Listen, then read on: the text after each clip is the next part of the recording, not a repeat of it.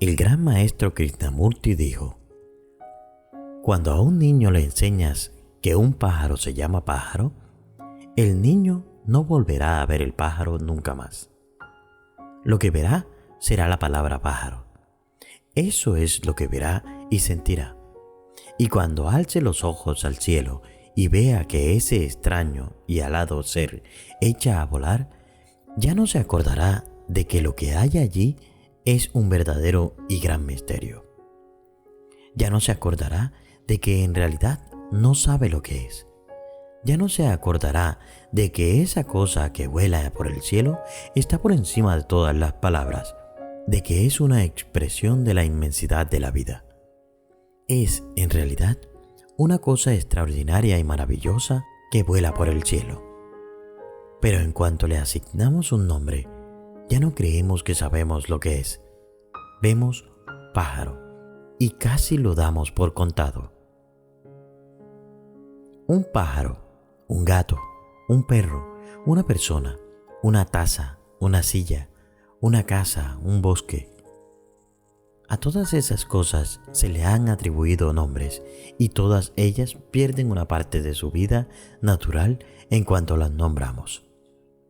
Está claro que debemos aprender estos nombres y debemos asociarlos a determinados conceptos. Pero si empezamos a creer que los nombres y que todos los conceptos que les asociamos son reales, entonces habremos emprendido ya el viaje que nos conducirá a quedarnos sumidos en un trance por el mundo de las ideas. La capacidad de pensar, de utilizar el lenguaje, tiene un lado oscuro que, si se descuida y se emplea de manera imprudente, puede hacernos sufrir y tener conflictos innecesarios unos con otros. Porque al fin y al cabo, eso es lo que hace el pensamiento. Separa, clasifica, nombra, divide, explica. Es verdad que el pensamiento y el lenguaje tienen aspectos muy útiles y que por tanto es muy necesario desarrollarlos. La evolución se ha esforzado mucho para que tengamos la capacidad de pensar de manera coherente y racional, o dicho de otro modo, de desarrollar un pensamiento que nos permita sobrevivir. Pero cuando observamos el mundo, vemos que esto mismo que ha evolucionado para ayudarnos a sobrevivir se ha convertido también en una especie de prisión para nosotros. Nos hemos quedado atrapados en el mundo de sueños, en un mundo en el que vivimos principalmente en nuestras mentes. Este es el mundo de los sueños del que hablan muchas enseñanzas espirituales antiguas. Cuando muchos sabios y santos antiguos dicen, tu mundo es un sueño, estás viendo una ilusión, se refieren a este mundo de la mente y al modo en que nos creemos nuestros pensamientos acerca de la realidad. Cuando vemos el mundo a través de nuestros pensamientos, dejamos de conocer la vida tal como es, de conocer a los demás tal como son. Cuando yo tengo un pensamiento acerca de ti, es una cosa que he creado. Te he convertido en una idea. Si tengo una idea acerca de ti y me la creo, te he degradado de un cierto modo. Te he convertido en una cosa muy pequeña. Así nos comparamos los seres humanos. Esto es lo que hacemos los unos a los otros. Para entender de verdad la causa del sufrimiento y nuestra posibilidad de dejarlo y quedar libres de él, tenemos que observar muy de cerca esta raíz del sufrimiento. Cuando nos creemos lo que pensamos, cuando tomamos nuestros pensamientos por la realidad, sufrimos. Esto no resulta evidente hasta que nos lo planteamos, pero el caso es que cuando nos creemos nuestros pensamientos, en ese instante mismo empezamos a vivir en el mundo de sueños, donde la mente conceptualiza un mundo entero que en realidad no existe en ninguna parte más que en la misma mente. En ese momento empezamos a conocer una sensación de aislamiento. Dejamos de sentirnos conectados unos con otros de mera manera humana, y por el contrario, nos retraemos cada vez más en el mundo de nuestras mentes, en ese mundo creado por nosotros mismos. Salir del patrón del sufrimiento. ¿Cómo salir de esto entonces? ¿Cómo evitaremos perdernos en nuestros propios pensamientos, proyecciones, creencias y opiniones? ¿Cómo empezaremos a buscar una salida de este patrón de sufrimiento? Para empezar, tenemos que hacer una observación, que es sencilla pero muy reveladora. Todos los pensamientos buenos, los pensamientos malos, los pensamientos cariñosos, los pensamientos malignos, se producen dentro de algo. Todos los pensamientos surgen y desaparecen dentro de un vasto espacio.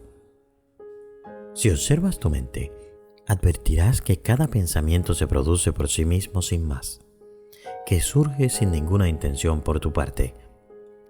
Nuestra reacción aprendida es aferrarnos a ellos e identificarnos con ellos.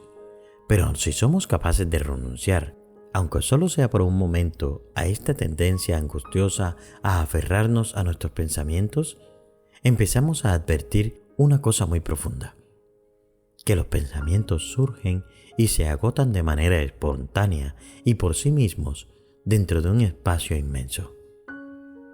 Que el ruido de la mente se produce en realidad dentro de un sentido muy profundo de silencio. Puede esto no resultar evidente a primera vista, porque estamos acostumbrados a concebir el silencio y la quietud en términos del entorno exterior. ¿Es silenciosa mi casa? ¿Ha dejado de ladrar el perro del vecino? ¿Está apagado el televisor? O bien, tendemos a concebir el silencio en términos internos. ¿Es ruidosa mi mente? ¿Se ha tranquilizado mis emociones? ¿Me siento tranquilo? Pero el silencio o la quietud de que estoy hablando no es un silencio relativo. No es una ausencia de ruido, ni siquiera una ausencia de ruido mental.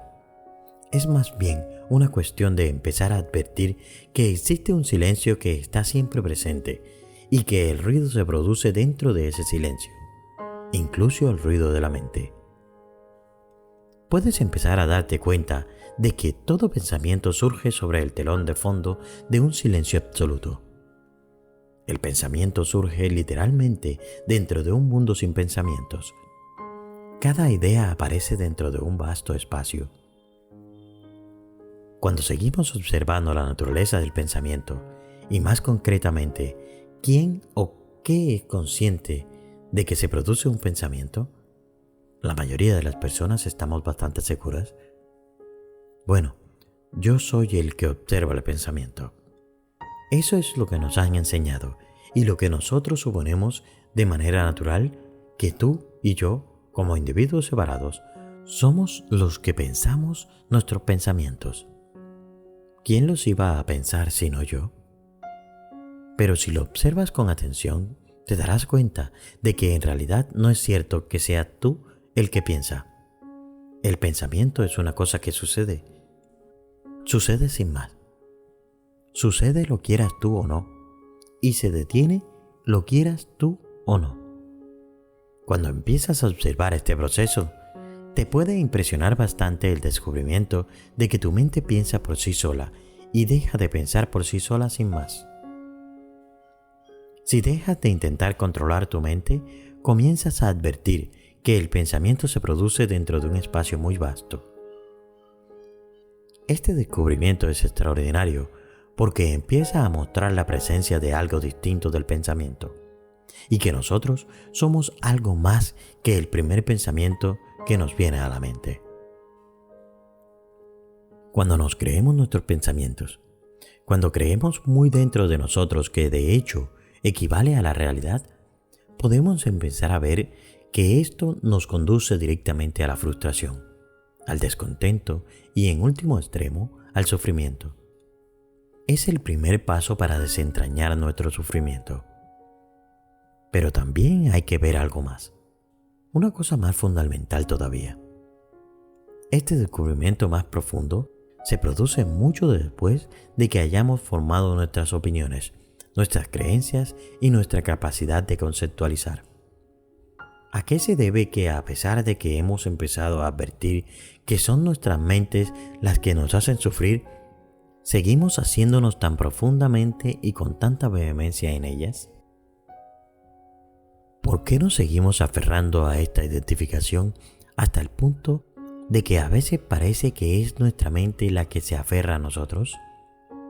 Uno de los motivos por los que hacemos esto es que creemos que nosotros somos en realidad el contenido de nuestras mentes, nuestras creencias, nuestras ideas, nuestras opiniones. Esta es la ilusión primordial, que yo soy lo que creo, que yo soy mi punto de vista particular.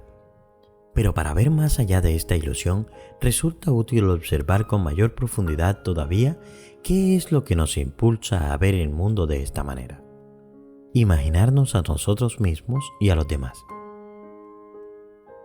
Vamos a estudiar cómo formamos una imagen de nosotros mismos a partir de la nada. Pues esto es precisamente lo que hacemos. A partir de este vasto vacío interior de conciencia y quietud, formamos una imagen de nosotros mismos, una idea de nosotros mismos, una colección de pensamientos sobre nosotros mismos. Esto es una cosa que nos enseñan a hacer cuando somos muy pequeños. Nos asignan un nombre, nos asignan un sexo. Vamos adquiriendo una experiencia a medida que vivimos la vida. Al ir pasando por los altibajos de lo que se supone ser un ser humano. A cada hecho que nos sucede, cambian las ideas que tenemos acerca de nosotros mismos. Vamos acumulando poco a poco ideas acerca de ese que nos asignamos que somos. Al cabo de mucho tiempo, cuando tenemos 5, 6 años, ya tenemos los rudimentos de una autoimagen. La imagen es una cosa que valoramos mucho en nuestra cultura. Mimamos nuestra imagen, vestimos nuestra imagen, procuramos imaginarnos que somos más o mejores o incluso menos de lo que somos en realidad. En suma, vivimos en una cultura en la que se atribuye un gran valor a la imagen que nos proyectamos a nosotros mismos y que proyectamos a los demás. Así pues, en la práctica, todos andamos por la vida presentándonos a nosotros nuestras imágenes y nos relacionamos unos con los otros como imágenes. Sea quien sea que creamos que es otra persona, no será más que una imagen que tenemos en la mente. Cuando nos relacionamos unos con otros desde el punto de vista de la imagen, no nos relacionamos con quién es el otro, solo nos relacionamos con quien nos imaginamos que es el otro. Y después nos extraña que no nos relacionamos bien, que tengamos discusiones y que nos entendamos tan radicalmente mal los unos con los otros. Hay un Kohazen que dice: ¿cuál era tu rostro verdadero antes de que nacieran tus padres? Naturalmente, si tus padres no habían nacido todavía, tampoco habías nacido tú. Y si todavía no habías nacido, no tenías ni cuerpo ni mente. Así pues, si no habías nacido, no podías percibir una imagen propia. Es una manera de preguntar por medio de un acertijo. ¿Qué eres tú en realidad cuando miras más allá de todas las imágenes y de todas las ideas acerca de ti mismo? Cuando miras de manera absolutamente directa aquí y ahora, cuando te basas completamente en ti mismo y miras por debajo de la mente, por debajo de las ideas, por debajo de las imágenes. La pregunta es: ¿estás dispuesto a entrar en ese espacio, en el lugar donde no se arroja ninguna imagen, ninguna idea? ¿Estás verdaderamente dispuesto y preparado para ser así de libre y así de abierto? La decisión es tuya. Gracias y nos vemos en el silencio.